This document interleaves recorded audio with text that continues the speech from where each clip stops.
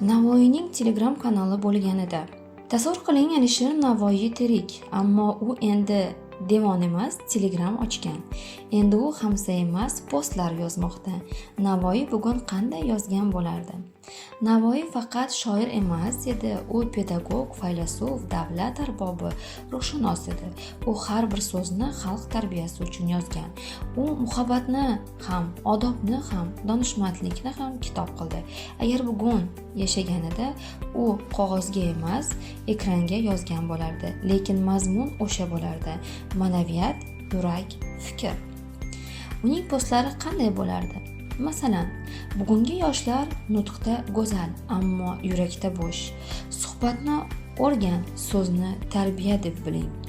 Odamlar kiyim tanlashda ehtiyot, ammo so'zlarda beparvo.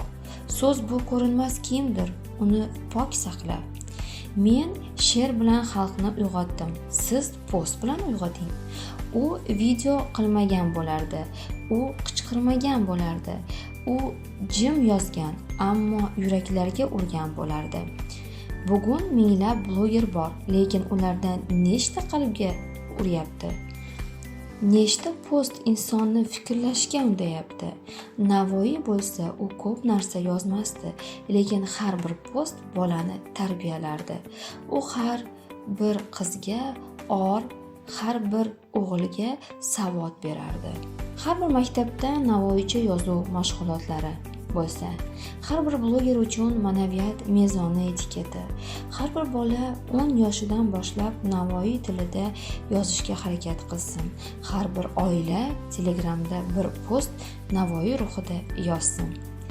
Bugun dunyoda millionlab post yozilyapti, lekin nechta post insonni yaxshiroq qiladi? Nechta post o'zgani emas, o'zini anglashga chaqiradi? Men postni vosita deb bilaman, mazmunni esa yadro. Agar Navoiy bugun Telegramda bo'lsa, u nima yozardi? Sizchi?